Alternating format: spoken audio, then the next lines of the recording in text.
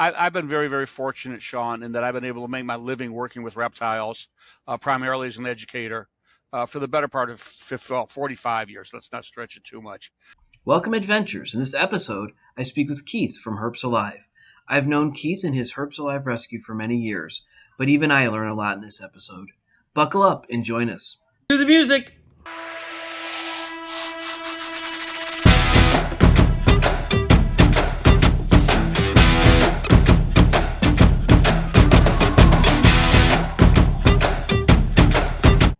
Welcome, adventurers. Today I have Keith from Herps Alive. Keith, why don't you introduce yourself? My name is Keith Gisser, and I am the executive director and founder of the Herps Alive Foundation. We're a reptile rescue and education organization. Okay, how would you define yourself? Reptile crazy? Okay, that's good. It's a great answer. Okay. I've been very, very fortunate, Sean, in that I've been able to make my living working with reptiles, primarily as an educator, for the better part of 45 years. Let's not stretch it too much. I did my first paid reptile program when I was 17. I'm considerably older than that now. And one of the things that I always did was to take in unwanted animals. And it got to a point where when the economy got bad in 2008, 2009, I was taking in more than I could really handle. I had my educational animals, but I also had all these rescues. And I began researching the possibilities of forming a 501c3, kind of as my way to give back to the reptile hobby and to give back to the business. And it took a while to get all of the paperwork organized and so on and so forth. But the foundation was founded in 2013, and I've been running it ever since. Wow. So what was your first reptile that you've ever had? Well, my first reptile was an amphibian, actually. It was a toad that I caught at a family picnic. Okay. My first reptile would have been a common agama that I purchased at Woolworths for $7.99. Wow, Woolworths. Paper out money. Yeah, Woolworths was many moons ago. I remember that, though. And what is your favorite reptile? Or that's tough. I love Komodo dragons. We have a Gila monster here who has been with us since before we opened. She was part of a criminal seizure that we did before we actually even had a location. So I like Athena's on that list. Right now, probably Romeo. Romeo's an Argentine tegu who is one of our ambassador animals. He's not available for adoption, but we take him to all kinds of different events, ranging from schools, colleges, reptile expos, you name it, he's been there. Okay. Why don't you explain what a reptile rescue is for people who have never been to one or never experienced it? Sure. So we actually operate under a kind of an unusual model. There are a lot of reptile rescue organizations out there. Most of them work with fosters. So they have people who volunteer to take the animals in, and then they meet at a central location, perhaps at an expo, perhaps at a pet store event, and they adopt the animals out. And that was the model that we were going to follow. That was my plan. I had about 40 or 50 rescued animals at the time, and I felt that I could find enough friends and experienced owners to take those animals in. In October of 2013, right after Ohio passed its dangerous wild animal law, which included venomous snakes and crocodilians and things of that nature, we were called into Youngstown, Ohio, Struthers, a suburb of Youngstown, to do the seizure of 105 reptiles in a duplex. That's where we got the Gila monster. But there were cobras, there were rattlesnakes, there were a whole bunch of other animals. So we took in those 100. Now I went from having 50 rescued animals in my house to 150, trying to find volunteers to house all of those. That seizure was on the national news. Another 40 animals came to me. So by January of 2014, in addition to my 30 educational animals, I had over 200 rescues. And the idea of being a foster just got blown right out the window. So we decided that we would try to find a building and actually operate this rescue the same way that any humane organization does. So here in Cleveland, where we're based, we have the Cleveland Animal Protective League. It's probably the most well-known rescue organization. Now, they're primarily dogs and cats, of course. We have Rescue Village in Geauga County, Summit Humane. These are organizations who have published hours where you can come in, you can see the available adoptable animals, and you can pick them out. So instead of having to wait for a special event, you can come in pretty much any time. And that's the model that we chose to start with. We found a space in the late winter of 2014, 2013 into 2014, and we actually finally got open to the public on Christmas Eve of 2014. So we're heading into our 10th year at this facility.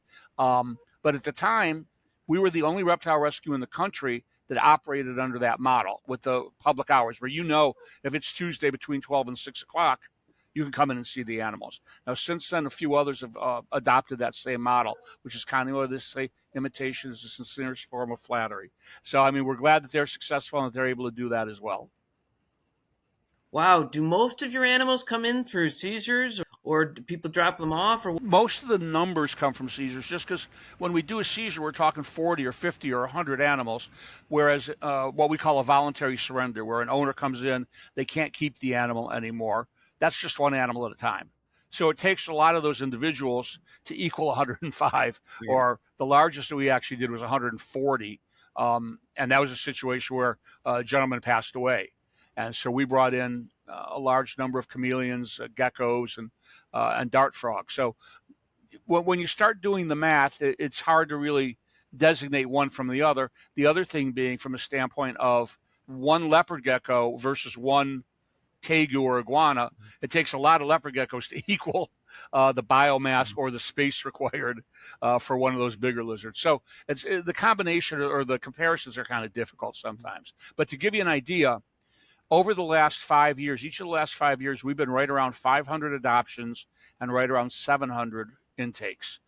Last year, we set a record. We had 570 adoptions, 667 intakes, but we were close to aquatic turtles for the better part of the year, and we totally closed the intakes for 2 weeks of December because we had so many animals here that we had to just put the brakes on and kind of get caught up. We're all volunteers. We have 2 great veterinarians here, and they were just so overwhelmed with trying to keep up with things. And we are seeing, that's one of the big things.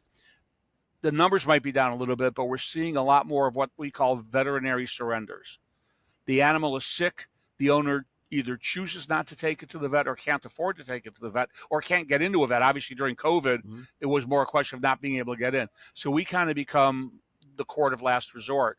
So we're seeing a larger number of sick animals come in, and that's just putting that much more pressure on our veterinarians and our vet techs and our veterinary assistants. So what are the most common surrendered animals?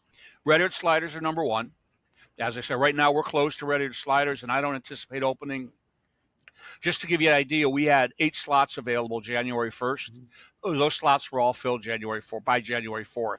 And we weren't open on January 1st. So we don't anticipate opening up to red ears again until maybe the middle of February. And that would be just a half dozen or 8 slots that would open up. We have taken in 964 red-eared sliders. I was just working on the spreadsheet earlier today.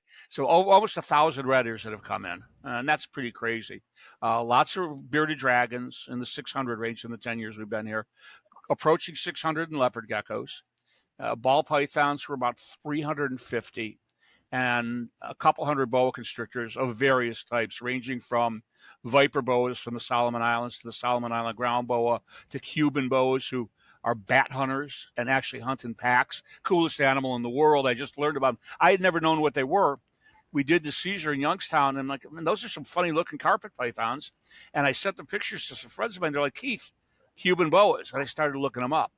And it's like, wait, these things hunt in a pack. Because if you're a bat eating snake and you're hanging over the edge of a cliff where there's an opening where the bats fly out, that's going to use its sonar to fly around you. But if there's 5 or 6 of them running a gauntlet, he flies away from the one right into the mouth of the other.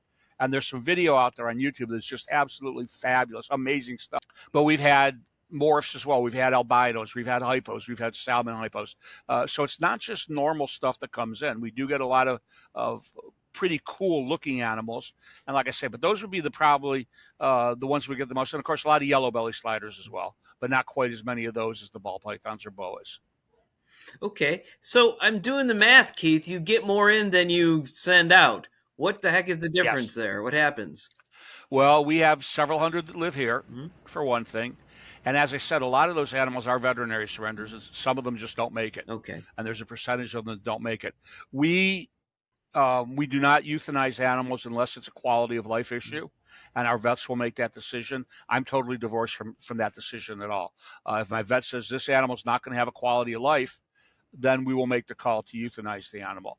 But so again, so some of those animals, we've gotten a lot of, for instance, bearded dragons with MBD, leopard geckos with vitamin A deficiencies who are basically blind as a result. And we try to bring those animals back when we can, but unfortunately, some of them are just too far gone by the time they get to us. Reptiles are great, as you know, Sean. Mm-hmm. Reptiles are great at hiding symptoms when they're sick. So a lot of times, even if you're a conscientious owner, you don't realize that animal's got something wrong with them until he's really pretty far gone. Kind of interesting, and I guess that's very true if I think about it. How does this thing run? There's you, and how many other people, and what kind of positions do they have? Are they paid, or are they volunteer? Or... We have a total of about 100 volunteers. Wow. Now, not all of them are volunteering on a regular basis. There's a core staff of about 30 who staff the rescue. And then we have a half dozen to 10 who do nothing but transport animals. So we're based in Cleveland, but this past weekend we brought in several animals from Columbus, Ohio. We've done rescues from Wisconsin, from Chicago. We rescued a turtle from Texas, believe it or not.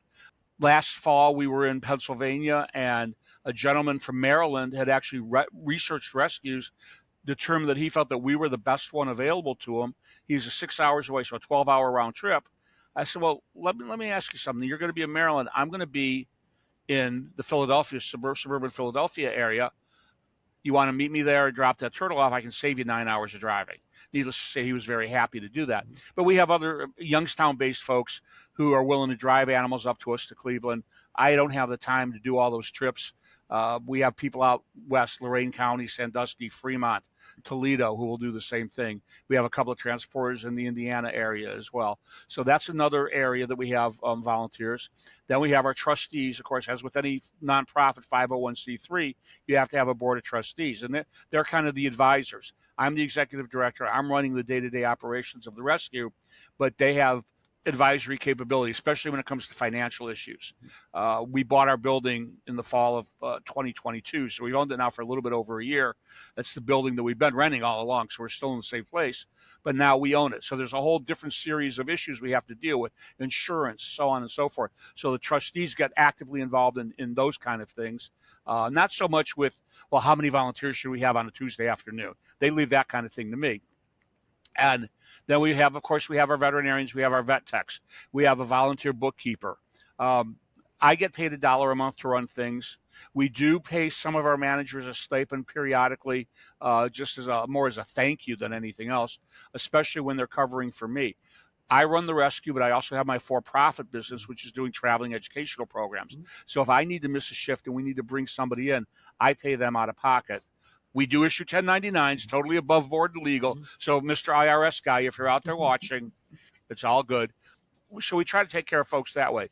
We do pay a webmaster, and that right now is really the only regularly paid position that we have. We are restructuring some of our volunteer roles. We've brought in a couple of our volunteers who are now going to become volunteer coordinators. So they're going to be more involved with scheduling, with orientation, things of that nature, so that I can go about doing bigger picture things, I guess you would say, grant writing, doing broadcasts like this. I'm going to be on Idea Stream, WKSU, which is the public radio station here in Cleveland. I'm going to be on with them next week. So having the ability to do those kind of things, because we've got this unbelievable cadre of volunteers, this unbelievable staff.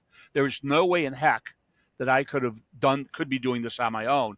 I did it on my own for a long time out of the house. And there were days where I would wake up and say, man, I don't want to even walk into that room and see all those things. So thank God for the volunteers. And as you know, personally, I got kind of sick a few years ago. And, the fact that we were able to keep things going at that time really is just a tribute to how great this group of volunteers are. And just to give you an idea, we have one of our managers actually started as a manager just out of high school, and she's been with us for 5 years now. We also have one of our volunteer programs. Due to insurance reasons, our volunteers have to be at least 15 years old. But we have a parent-child program that our insurance company allows us to do, where if a younger child is volunteering with a parent, they can come in. And we've had 5 or 6 who have graduated out of that parent program and are now volunteering on their own. So one of the problems, and it's unfortunate, and it's not just reptiles, within the entire rescue community, dogs, cats, and everything, they say that the average lifespan of a volunteer, and not true life, but their life as a volunteer, is 2 to 3 years, because you just see so much mistreatment and so much abuse, so much neglect, and so much frustration with sick animals. And animals do die here. I mean, it's a simple fact of life, and it's stressful. There's no question about it. So we're going to lose some volunteers just they as they experience those things. And the other thing is, it's not necessarily what a volunteer will expect. I think a lot of people, you've probably seen the memes, herpetologist, but people think I do what I really do. And what you really do is you're cleaning up poop a lot, or your elbow and knee deep in turtle water. So it can be a thankless job. We try to take care of our folks. We're constantly going to companies and asking for donations, not just for us to support the rescue, but what we call volunteer appreciation gifts. So we've gotten gift cards for some companies, those kind of things we could distribute as a thank you gift to our folks. Wow, that's a lot of stuff I didn't even know. I have been around the rescue for as long as I can remember. So, but back in and out and what have you. And I don't know that I've actually officially been a volunteer, but I've done a lot of stuff with you. Yeah, you've been helpful to us, no doubt. Because you're local and great, and it's a great thing. And we've been trying to get this podcast / live thing going for a couple of years now. So I'm so glad that you're able to make it here. Why don't you tell me a little bit about how you ended up? We had tried to get into the Cleveland show, which we do every month now. And of course, when they were at the UAW hall, it was just a very small facility, and all the tables were typically filled. We would get an occasional call, hey, we had a cancellation, you guys can come in. And while we do same-day adoptions, at that point in time, it was more about getting our name out, making people that were aware that we exist. Because frankly, a lot of people didn't even know that a reptile rescue existed. Even to this day, 10 years later, a lot of people are, man, I never knew you guys were around. There was an incident in Cleveland several years ago, and I won't get into the details. And at that point, we were invited to come in on a regular basis. And so we've exhibited or vended at that show ever since. Some months we have a large number of adoptables. Some months we have only a few, and we bring a number of ambassadors so people can interact. Other times we will just bring merchandise. We'll bring shirts and car magnets and things like that. Our calendars. We'll be promoting. We did Santa Pet photos, reptile Santa Pet photos this year. So we'll be promoting those kinds of things. And really, one of the things that we really have to weigh, when we first opened the rescue, we were closed on Sundays. So the majority of the expos are on Sunday, at least the ones that we were going to. So it was very easy for us to pull all the adoptable animals and go to our table and have our table and work that. And that's another thing. We have some people who volunteer just doing expos for us. So I'm at most of them, but we have a number of volunteers who that's all that they do. But going back to the table thing, once we started opening on Sunday, we ran into a bit of a problem, a conundrum. If we have 4 leopard geckos available for adoption, I can't take all 4 of them to the expo, because if somebody comes to the rescue looking to adopt a leopard gecko, I need to have one there. So even though we're a nonprofit and we're a rescue, you have to kind of have that business mindset. And I would tell anybody who wants to set up a rescue organization, have a business plan.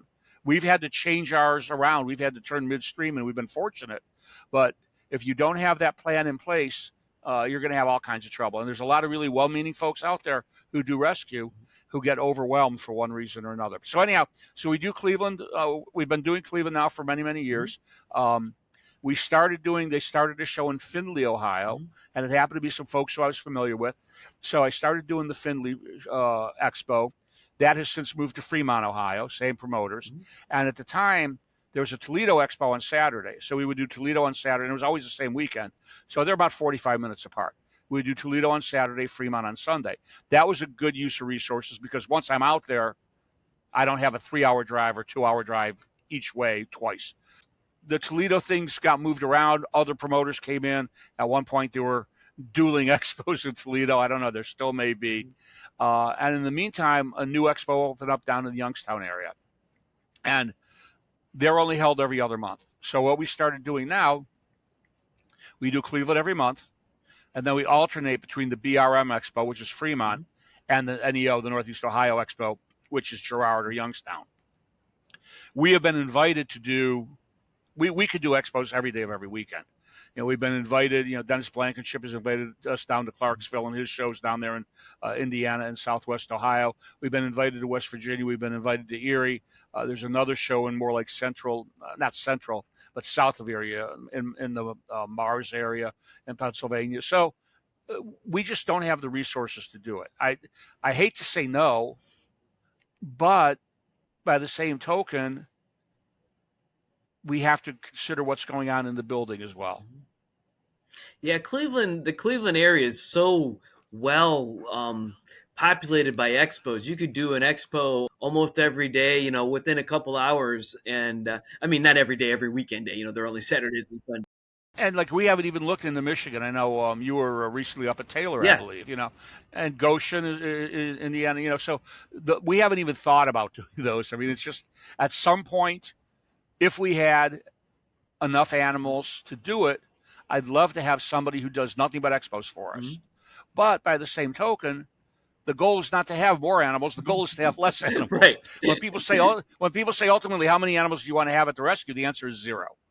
Okay, because you want to either find homes for all of them or not have that demand, that need for us to be here. Yeah, Taylor's an awesome expo. It's the big Michigan expo. There's another one just south of there, all around the Detroit area. The crazy thing is Detroit, you can't even have a reptile in Detroit, the city proper. You can be all around the area, but the city proper doesn't allow you to have a reptile. And I couldn't get the story from the people there, but it has something to do with a long time ago, many, many moons ago. But some a reticulated python who was 18 or 19 feet was caught a couple years ago. Oh, I guess it was 2018 or something like that. It's crazy. You can have a turtle up to 4 inches. And of course, you can't adopt a turtle below 4 inches. So, or buy a turtle below. So I don't even know how that works out. That's the only reptile you could have there. So. Yeah, that's crazy. And again, you get things like that where their animals escape or there's an incident because they're not responsible. And frankly, that's why we can't have nice things. We have the same thing here in Ohio. Due to an incident that occurred here, and we've lost a lot of our, or not lost, we've lost our crocodilians except for the dwarf caiman, but there's a restriction on constricting snakes over 12 feet and venomous. The problem with a lot of these laws is that they're developed by politicians, not by people who are in the field. So for me personally, I don't object to certain laws being in place. Mm-hmm. And there's a definite parallel between reptile laws and gun control.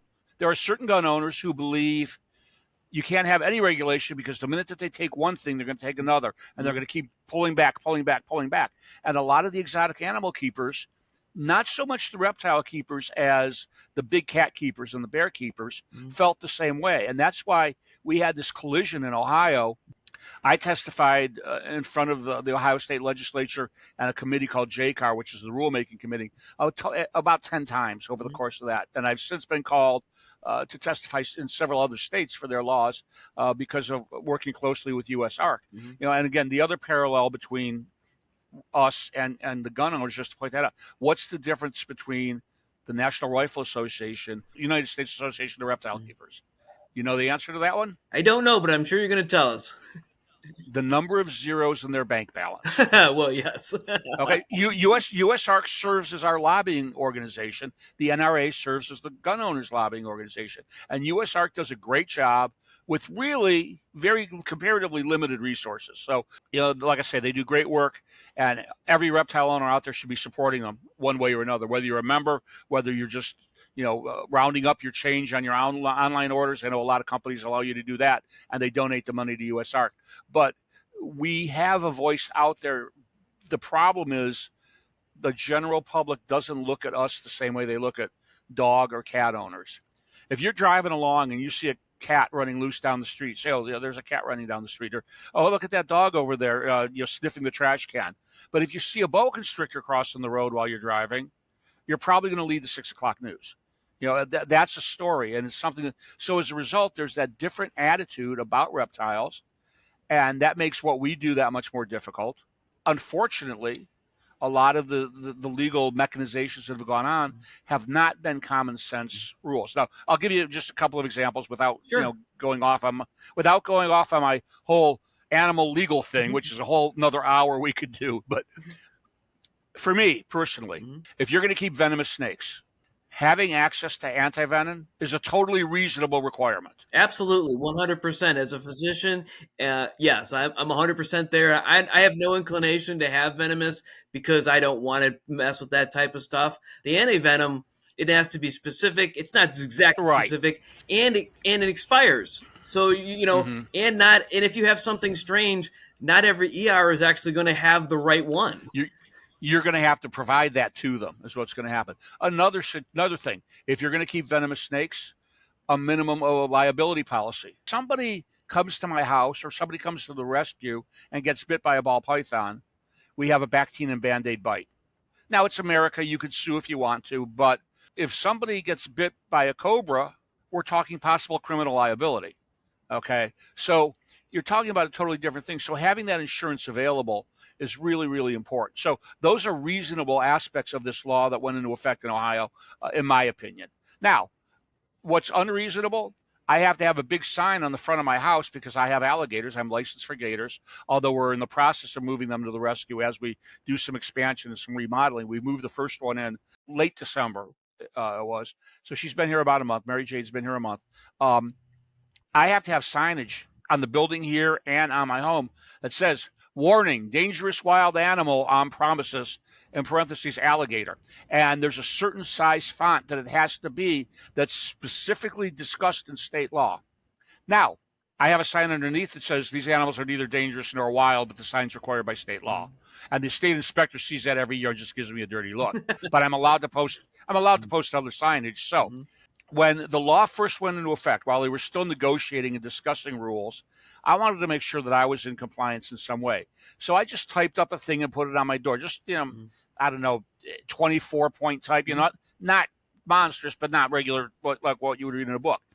My UPS guy saw it and asked about it. My FedEx guy, my mailman, they all saw that. I don't need this huge sign. If you can read that sign from the street, it's almost like an invitation. Come in and steal my animals. And so that's one of the things in this law that was a little bit ridiculous, in my opinion. If I'm transporting an animal that falls under this law, I have to have something in my car stating that I'm transporting the animal. So American alligators are legal to use in programs in Pennsylvania. In fact, you can still buy baby alligators in Pennsylvania at the expos. If I'm transporting an alligator there for a college program or a school program, I have to have a sign in my car that says dangerous wild animal, American alligator on board. So if I stop at Speedway or Sheetz, to go to the restroom or grab a soda, I leave my car unattended. Again, it's an invitation for somebody to break in and steal the animal. Zoos are exempt from this law. And in fact, when zoos transport animals, they do it in unmarked vehicles because they don't want the public messing with the trailer or with the truck. So again, you've got this dichotomy, where one set of owners gets to do one thing and the private individuals are saddled with a whole bunch of unnecessary requirements. And it's unfortunate, but it is what it is. That's crazy. It's just that it needs to be somebody who's got some experience and understanding to talk to these lawmakers. And we didn't. First off, I'm sorry, not to interrupt you. Sure. Troy Balderson, who's now a congressman, he was a state senator who proposed this dangerous wild animal law, a law that was written by PETA, by the way, word for word written by PETA, and then he introduced it into law. Troy Balderson is on videotape at multiple hearings saying reptiles will not be included in this law. And then the law passes and reptiles are included. So what happened? The reptile keepers weren't involved in the process to try to keep the law from being passed. We had one very, very brave and amazing state representative who is a former director of agriculture in Ohio. His name is Jim Beakey from the Greenville, Ohio area, Western Ohio. He was the only person to vote against this law because he realized how prohibitive and how unfair it was. But the reason they said reptiles won't be involved is because they knew USARC existed. And they knew that resources would be poured into the state, that attorneys would be in there fighting with them. And unfortunately, the rest of the exotic animal keepers, and I joined the group, they were not very well prepared. Their attorneys were not quite in tune with what was going on. They themselves didn't really have a good strategy for how to fight this law. And as a result, we ended up with it. So I can go as far as to say, if you want to own a bear or a tiger, you should be allowed to own that bear or tiger if you can meet the same caging standards that a zoo would have to have. If you want to keep them in your spare bedroom, no, of course not. But I think when Mike Tyson had his big cats, those were all zoo quality enclosures. He had a full-time keeper. I have no problem with that at all. But again, those are some of the things that we have to deal with. And then you can get in your local laws, your county laws, other federal laws. I've got to be an amateur lawyer just to run this place. I bet. I'll get off my soapbox now. Let's talk rescue. All right. So yeah, that's amazing. It's you got such a hard job, and you're doing it for $1 a month. What else do you do to make money? Well, my traveling program is a paid program, and that's where I get paid for that. The two, by IRS law, have to be kept what's called arm's length apart. So if I borrow a reptile from the rescue to use in my program, I have to pay the rescue for it. If the rescue uses a couple of my animals for a program here, they have to pay me. And we pay $1 per animal, and at the end of the month we settle it up.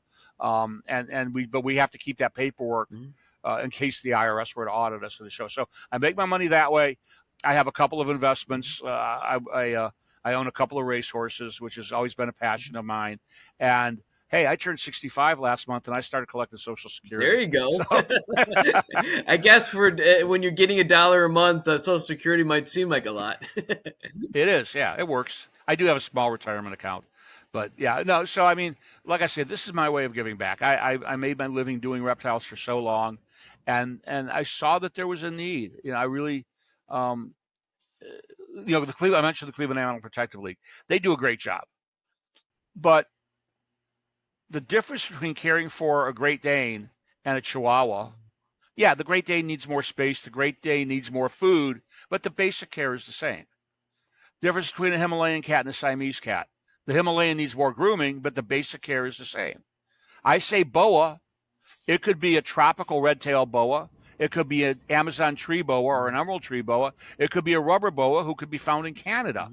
So we have animals coming from all kinds of different environments. It all says boa on the cage, but this one needs high humidity. This one's in the desert. And the humane organizations just don't have that level of expertise. So that's why we've kind of filled that niche to take those animals in. Sure. Great. That's awesome. And you guys do a great job. If people want to go ahead and donate to you, how do they do it? Easiest way would be to just go to our website, which is herpsalive.org, www.herpsalive.org. And for those of you who are familiar with us already, we had a temporary website for many years, so that's not the one perhaps that you're aware of. herpsalive.org went live not quite a year ago. And there is a donate button on there. You can donate via PayPal, Venmo, Cash App. You can mail us a check the old-fashioned way.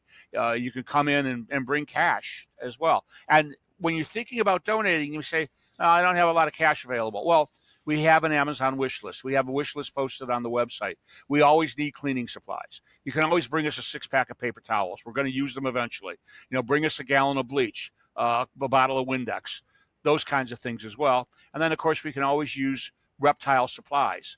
We have a small retail operation here, so we sell used and donated equipment that we recondition, that we disinfect, and we resell to people who are adopted from us. And then we also have brought in a couple of lines of products that are not generally available through the pet stores. We were selling Arcadia lighting and heating before any of the chain pet stores did. I believe they're now in PetSmart, but so we have those available. And that's the way that you can benefit us, is by buying your supplies from us. And again, we're not competing with the pet stores. We work closely with them. We do events at PetSmart. We do events at Petco. We do events with Pet Supplies Plus. And they are super supportive of what we do. But you can support us by doing that. You can buy your lights. The only bugs we sell are dubia roaches. And that's because Dubia.com has been a great corporate supporter of us. They have donated literally thousands of dollars in cash and hundreds, if not thousands of dollars worth of insects to us. So in return, we buy bugs from them that we resell. So we have some things that are available. We're not going to sell crickets because every pet store in the world sells crickets. Not every pet store in the world has dubia roaches available all the time. So that's a service that we want to be able to provide. We want to, again, fill that niche that's not being served so that people can get the things that they want and need in the hobby. So like I say, so that's another part of our operation as well. But yeah, any kind of donations, and they can go to the website. There's a contact form. If they're not sure, if they have questions, they can email us. We're on the email several times a day. They can always call us here. Phone number is 216-374-1392. We don't always get to the phone, but leave a voicemail. We'll get back to you as soon as we can. Okay, so what are your hours? We are open to the public Tuesday, Thursday, Saturday, and Sunday from 12 until 6. Mm-hmm. We're also open Wednesday evenings from 4 until 9. We're closed Mondays and Fridays. Let's go back to reptile shows. From your perspective as a rescue, what would the ideal reptile show be? That's a tough one. It would be breeders only, and for my use. And again, not to take anything. There are some wonderful pet shops. There are some wonderful jobbers out there that do a great job. The problem, I worked in the pet industry when I was in my teens, just out of high school. And back then, if a kid wanted a leopard gecko, mom and dad brought him into the store. You bought a leopard gecko, and that was it. Now we see kids walking around with stacks of deli cups 18 inches high, and they got 10 leopard geckos because they think they're going to go home and breed these leopard geckos and work their way through college. And Sean, that ain't happening. All right. So I know that. So now what happens? They don't have a pet; they have a failed business. So they don't want to get rid of just that one leopard gecko because they've lost interest. They have 10 leopard geckos to get rid of, and that's a problem for us. We've had, among other things, we've had surrenders of 31 baby bearded dragons. We've had surrenders of 13 ball pythons from one owner. We've had, some large turtle surrenders as well. So we're just seeing such a mass scale of just the pure number of animals. I think morphmarket.com, last I looked, had something like 45,000 ball pythons listed. Now, I know some of those are duplicate listings. But let's say it's 30,000. Let's say everyone's listed twice. It's 20,000 ball. How many ball pythons can we really sell? And, I jokingly refer to ball pythons as the tulip bulbs of the 21st century, because there was a craze in selling tulip bulbs back in the 1600s in Holland where people were paying thousands of dollars for a tulip bulb. And then the bottom fell out of that market. And we're seeing that here as different morphs become available. The prices come down. And that makes them more available. I think specifically about like pied ball pythons, just an example. The first pied that I saw, I think, was a $900 animal. Now they're $200, $300, depending on what other genes they might carry. But, we're seeing a lot of the single gene morphs, things like the lessers, the pastels, and so on. Those are $75 animals now. And that's, for the breeder, that's not going to support him. Okay. So eventually he's going to get out, and then there's going to be all that breeding stock that has to go somewhere. The other thing we see is the animals who are sold who are not suitable, in my opinion, for expos. So we will not bring iguanas to the expo. If you want to adopt an iguana, you're going to come in. We're going to spend a lot of time with you because, the babies are cute, but they're going to get 6 feet long, and they can do some damage, and they need a monstrous cage. Sulcata tortoises. Sulcata tortoises, when their babies are 4 inches long, they're cute. Then they get bigger. Then they get bigger. Then they start breaking furniture. And then they start breaking through drywall. And what are people going to do with it? You have this issue where people say, well, he's not going to be too big till 20 years from now. I'll deal with it then. And then 20 years from now, the number of sulcatas that we've taken in, 50 pounds plus, from senior citizens, from folks over 60, that have done a great job raising their animal. But again, I'm 65. I've got one sulcata in there right now who happens to be my own personal sulcata, although I've donated her to the rescue. When we go to take her outside, she's too heavy for me to lift. I have to have help. Okay. Now, one of the improvements we're going to make to the building, hopefully get it done this spring, is we have a ramp already built. Boy Scout, as his Eagle Scout project, built the ramp for us. We need to mount that ramp into the wall of the sulcata room, of our tortoise room. When you've been to the rescue, you know the room. Yeah. All of our big sulcatas are in a single room, and that ramp will lead into the fenced enclosure that we have in the front of the building, so they'll be able to come and go as they please. That's one of our big things that we want to get done this spring when the weather gets warm. But still, when it's time for them to come in, if they don't want to come in, somebody's going to have to pick them up and carry them. We can use a wagon, and we can only wagon them so far. So that's, again, something that these people, they haven't done anything wrong. They've done a great job of raising this tortoise for 40 years. but he still has another 40 years to go. And, and so what do you do? So we'd like to see, I think, just like me at the buffet, and that's what an expo is. It's a reptile buffet, because your eyes get bigger than your stomach, or your eyes get bigger than your wallet, or your eyes get bigger than your enclosures, and you end up buying a lot of times more on the spur of the moment without really giving it that consideration. And, so I mean, that's not anybody's blame. That's not the fault of the expos. It's just human nature. And I don't know how you can do anything about that. The Reptile Expo serves an important role in the hobby. It exposes people to new species. It exposes people to animals that they're not going to find at their chain pet store. And that's important. But there are just some inherent issues, in my opinion. Again, not with the structure, but just with the way human nature works. If somebody gave me $5,000 in cash, okay, and said you have to spend it at the expo, I could do that real easy. I mean, so could I. Yeah, I mean, and so again, like I say, you get that eyes bigger than your. You want to go to the expo to buy a corn snake or a king snake and a corn snake, or a baby boa, whatever. You go in to buy one or two animals, that's fine. But a lot of people leave those places with 6 or more animals. And like I say, in my mind, that's a problem. I don't know how I don't think we can change it. It's just a fact of life. I think we could just do some education, but the same token, just more education, more education. I think that's what Bill Strand and I, who joins me on the weekly live show. It's also about breeding. People talk about how do I become a breeder, and we're just like, first off, the first thing you need to know about breeding is what are you going to do with the babies. It's don't breed. Breeding is easy. It's getting rid of the babies. You have to plan that before you breed them. You're never going to really get rich as a breeder. You're not going to get rich as a rescue, but you just got to love the things that you do, and that's what's important. Right, absolutely. And one of the first books that I bought about reptile keeping, it was a book called Your Terrarium. And I don't know if you're old enough to remember the TFH series of books. You would walk into a pet store, there'd be a rack of books. Enjoy your swordtail, enjoy your neon tetra, enjoy your gourami, whatever. And they were put out by TFH Publications, Tropical Fish Hobbyist. And Herbert Axelrod was the founder of the company. And they started expanding into bird books and reptile books. And the first book I bought, it was called Your Terrarium, a little paperback. And it talked about the desert terrarium, the woodland terrarium, the bog terrarium, the semi-aquatic, and the aquatic terrarium.